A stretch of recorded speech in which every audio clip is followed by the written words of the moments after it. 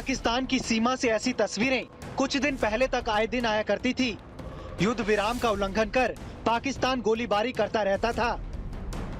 पाकिस्तान की गोलीबारी की फ्रीक्वेंसी कितनी थी, इसका अंदाजा आप इस बात से लगा सकते हैं कि पिछले साल 2020 में पाकिस्तान ने 5100 बार सीज फायर का उल्लंघन किया, यानी एक दिन में 13 बार से भी ज्यादा। पूरे साल पाकिस्तान की तरफ से की गई गोलीबारी में 36 लोगों की जान गई और 130 से ज्यादा लोग घायल हुए। सिर्फ सिविलियन ही नहीं, अकारण गोलीबारी में हमारे कई जवान भी शहीद हुए। पाकिस्तान की गोलीबारी का जवाब देते हुए भारतीय सेना ने गोले दागे। ऐसे हालात में सीमा पर लगातार तनाव बना रहता था। सीमावर्ती इलाकों में रहने वालों का जीना दूभर हो गया था। लेकिन हाल के दिनों में नजर डालें तो पाकिस्तान से लगी सीमा पर शांति नजर आती है। ना बमों के धमाके, ना मोटार की आवाज, ना गोलियों की तड़तड़ाहट, ना आसमान में उड़ता धुआं, ना अफरा तफरी। सीमा के उस पार पाकिस्तान खुश है तो इधर भारत के लोग भी चैन से जी रहे हैं। अब आसमान से अचानक गिरने वाले गोलों और मोटारों का खौफ नहीं है। सीमा पर यह कमाल मोदी सरकार का है। दूरदर्शी और अपने लोगों का ख्याल रखने वाले मोदी सरकार की ये ऐसी कूटनीति है जिसका जवाब पाकिस्तान के पास भी नहीं है। पीएम मोदी ने ऐसे व्यू की रचना की कि पाकिस्तान को मजबूर होकर सीज फायर पर फिर से लौटना पड़ा। शायद उसे ये बात भी समझ में आ गई कि सीमा पर शांति कायम रखने में ही उसकी भलाई है। फरवरी के महीने में भारत और पाकिस्तान ने 2003 में हुए सीज फायर समझौते को फिर से लागू करके दुनिया को चौंका दिया। अब हम आपको बताते हैं आखिर ये कमाल हुआ कैसे। पाकिस्तान को फिर से सीज फायर के समझौते की टेबल पर लाने में कूटनीति के साथ साथ सीमा पर सैन्य रणनीति का हाथ रहा। कहा जाता है इस समझौते में पर्दे के पीछे यूनाइटेड अरब अमीरात ने अहम भूमिका निभाई। एक तरफ सीमा पर भारत की सैन्य ताकत तो दूसरी तरफ यूएई का दबाव। मोदी सरकार की दोहरी रणनीति काम कर गई और सीमा पर शांति और अमन का कमाल हो गया। पाकिस्तान की हठधर्मिता, हिंदुस्तान के लिए उसकी शत्रुता और कश्मीर मामले पर उसका पुराना राग, इन सब को देखते हुए जो काम कभी असंभव लगता था, मोदी सरकार ने उसे चुटकी बजाकर कर दिया।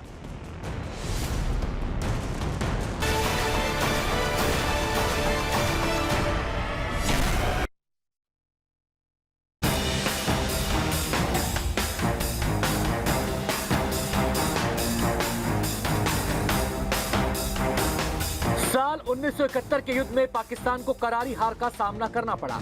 इसमें पाकिस्तान के दो टुकड़े हो गए। पूर्वी पाकिस्तान आजाद होकर एक नया देश बना जिसका नाम बांग्लादेश पड़ा। इससे पहले भी पाकिस्तान हिंदुस्तान से कई बार मुंह की खा चुका था। भारत के सामने पाकिस्तान की हैसियत एक छोटे और कमजोर मुल्क से ज्यादा की कभी नहीं रही। लेकिन इसके साथ ही ये भी सही है कि पाकिस्तान कई युद्धों में हुई हार को भुला नहीं पाया और पीओके पर भारत के दावों को उसने कभी स्वीकार नहीं किया। नतीजा ये हुआ कि सामने से चुनौती देने के बजाय पाकिस्तान भारत से छद्म युद्ध लड़ने लगा। 1990 के दशक में कश्मीर में शुरू हुए पाकिस्तान समर्थित आतंकवाद ने हिंदुस्तान को हजारों घाव दिए। एक आंकड़े के मुताबिक आतंकवाद की आग में 46,000 लोगों की जान गई, जिनमें 24,000 आतंकवादी भी शामिल हैं। आप ये जानकर हैरान रह जाएंगे कि मारे गए 24,000 आतंकवादियों में से 11,000 विदेशी आतंकवादी थे। 21वीं सदी में भी भारत आतंकवाद की इस आग में जलता रहा। तमाम सरकारें आईं और गईं, लेकिन आतंकवाद पर किसी ने भी सर्जिकल स्ट्राइक जैसा 56 इंच वाला प्रहार नहीं किया। पाकिस्तान के खिलाफ ऐसी निर्णायक कार्रवाई करने का साहस मोदी सरकार ही कर पाई। साल 2016 में 18 सितंबर को उरी में जैश ए मोहम्मद के आतंकवादियों के हमले में 18 जवान शहीद हो गए। इस दौरान मौके पर मारे गए आतंकियों से जब्त जीपीएस सेट से हमलावरों के पाकिस्तान से जुड़े होने का पता चला। ये बात भी सामने आई कि पाकिस्तानी सेना ने हमलावरों को घुसपैठ में मदद की थी, लेकिन पाकिस्तान ये बात मानने को तैयार ही नहीं था। इसके बाद भारत ने कड़ा रुख अख्तियार किया और ऐसा कदम उठाया कि न सिर्फ पाकिस्तान बल्कि पूरी दुनिया देखती रह गई। 28-19 सितंबर की रात 150 कमांडोज ने सर्जिकल स्ट्राइक को अंजाम दिया। ये पहला मौका था जब आतंकवादियों के खिलाफ लाइन ऑफ कंट्रोल पार कर सेना ने ऑपरेशन को अंजाम दिया। सेना के जवान आधी रात पीओके में 3 किलोमीटर अंदर तक घुसे और आतंकियों के ठिकानों को तहस नहस कर डाला। साल 2019 में एक बार फिर पाकिस्तान पर सर्जिकल स्ट्राइक हुई। इस बार भारतीय वायुसेना के विमानों ने आतंकी ठिकानों पर बम बरसाए।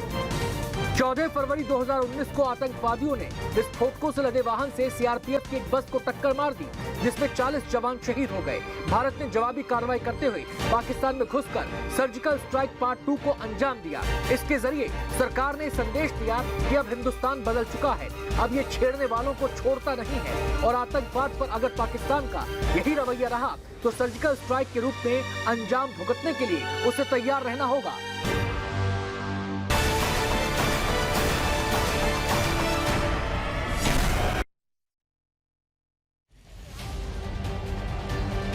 मोदी सरकार का कमाल, खत्म हुआ 3 तलाक का अत्याचार, खत्म हुई सैकड़ों साल की कुप्रथा, मुस्लिम महिलाओं को 3 तलाक से मिली आजादी। साल 2019 में मोदी सरकार के कमाल की ये तस्वीरें इतिहास के पन्नों में हमेशा सुनहरे अक्षरों में दर्ज हो गई। मोदी ने अपनी संकल्प शक्ति से 1500 साल से औरतों को कुचलती आ रही एक प्रथा के कलंक को देश के माथे से पोंछ दिया।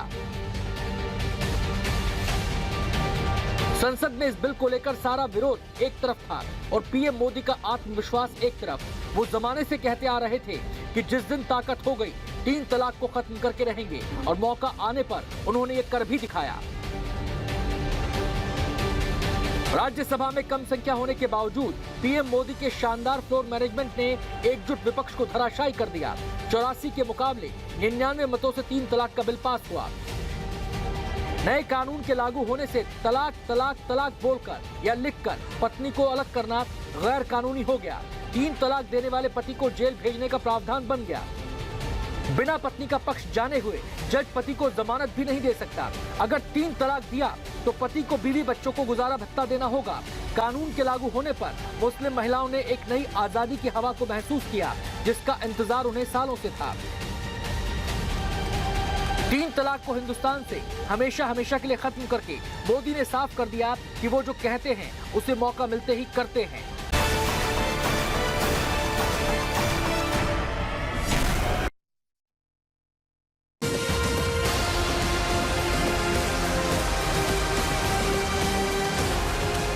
आत्मनिर्भर भारत प्रधानमंत्री की एक दूरदर्शी सोच है। देश को आत्मनिर्भर बनाने के लिए ये मोदी का विजन है। प्रधानमंत्री मोदी ने पहली बार सार्वजनिक रूप से इसका जिक्र पिछले साल मई में किया था, जब दुनिया के साथ भारत कोरोना महामारी से जूझ रहा था। महामारी में आर्थिक पैकेज के ऐलान के दौरान आत्मनिर्भर भारत का जिक्र पहली बार किया गया। इसके तहत 20 लाख करोड़ रुपए के राहत पैकेज का ऐलान किया गया। आत्मनिर्भर भारत के तहत बेहद छोटे छोटे और मध्यम उद्योगों के लिए कई घोषणाएं की गई। गरीबों, कामगारों और किसानों के लिए कई ऐलान किए गए। इसमें किसानों की आय दोगुनी करने के लिए की गई 11 घोषणाएं भी शामिल हैं। महामारी के दौर में देश में आर्थिक गतिविधियां सुस्त हैं। इस दौर में लोगों की कमाई घटी है और बेरोजगारी बढ़ी है। इसी आर्थिक संकट से देश को निकालने के लिए मोदी सरकार ने आत्मनिर्भर भारत अभियान शुरू किया है। आत्मनिर्भर भारत अभियान 1.0 के बाद भारत सरकार आत्मनिर्भर भारत अभियान 2.0 और आत्मनिर्भर भारत अभियान 3.0 लॉन्च कर चुकी है। इन अभियानों के तहत सरकार ने कई योजनाएं लॉन्च की हैं, जिनमें festival advance scheme, LTC cash voucher scheme, one nation one ration card, किसान क्रेडिट कार्ड योजनाएं शामिल हैं। देश को आत्मनिर्भर बनाने के लिए सरकार वोकल फॉर लोकल जैसी मुहिम पर भी जोर दे रही है। रक्षा क्षेत्र में आत्मनिर्भरता के लिए सरकार ने कई अहम कदम उठाए हैं, जिसका नतीजा है कि देश की कई पब्लिक और प्राइवेट कंपनियां वर्ल्ड क्लास के हथियार बना रही हैं। आप ये जानकर गर्व महसूस करेंगे कि आज भारत दुनिया के 40 से ज्यादा देशों को रक्षा सामग्री निर्यात कर रहा है। मेक इन इंडिया से आगे मेक फॉर वर्ल्ड की नीति पर चलते हुए मोदी सरकार ने 2024 तक 35,000 करोड़ का सालाना रक्षा निर्यात का लक्ष्य रखा है। आत्मनिर्भर भारत की खासियत है, इसके तहत ग्लोबलाइजेशन के बहिष्कार की बात नहीं की जाती, बल्कि दुनिया के विकास में मदद और सहभागिता की बात कही जाती है। देश में उत्पादन बढ़े, नई तकनीक भारत में ही विकसित हो और प्राइवेट सेक्टर का इस क्षेत्र में अधिकतम विस्तार हो, यही आत्मनिर्भर भारत अभियान का मुख्य लक्ष्य है।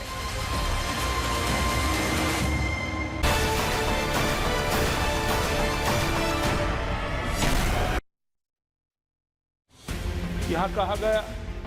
मोदी सरकार का सबसे बड़ा कमाल, कश्मीर पर जो कहा सो किया।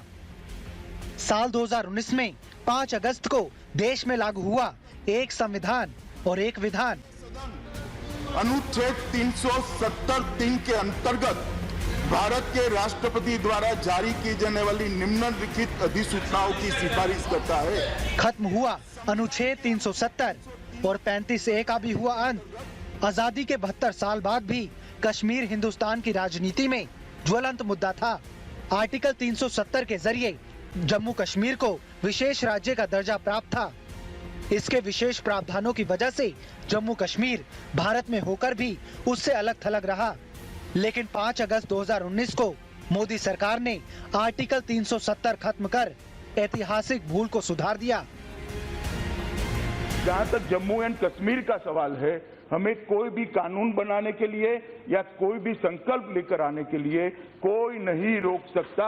इस देश की संसद को संपूर्ण अधिकार है और ये अधिकार के तहत कैबिनेट की अनुशंसा पर राष्ट्रपति महोदय की मंजूरी से एक काम का दोनों चीजें में लेकर यहाँ पर उपस्थित हूं। आर्टिकल 370 हटने के बाद जम्मू कश्मीर और लद्दाख केंद्र शासित प्रदेश बने। जम्मू कश्मीर में विकास का नया रोड मैप बन गया। जब धरती का स्वर्ग हमारा जम्मू कश्मीर फिर एक बार विकास की नई ऊंचाइयों को पार करके पूरे विश्व को आकर्षित करने लगेगा। नागरिकों के जीवन में ईज ऑफ लिविंग बढ़ेगी। नागरिकों को जो उनके हक का मिलना चाहिए वो बेरोक टोक मिलने लगेगा। शासन प्रशासन की सारी व्यवस्था जनहित कार्यों को तेजी से आगे बढ़ाएगी। तो मैं नहीं मानता कि केंद्र शासित प्रदेश यूनियन टेरिटरी की व्यवस्था जम्मू कश्मीर के अंदर चलाए रखने की जरूरत पड़ेगी। मोदी सरकार ने जम्मू कश्मीर से आर्टिकल 370 के हटाया। पाकिस्तान की बौखलाहट बढ़ गई। इस बौखलाहट में पाकिस्तान ने घाटी में आतंकवाद फैलाने की कोशिश की, लेकिन मोदी सरकार के सामने यहाँ भी उसकी एक ना चली। आज भी घाटी में सेना और सुरक्षा बल चुन चुन कर एक एक आतंकियों का सफाया कर रहे हैं।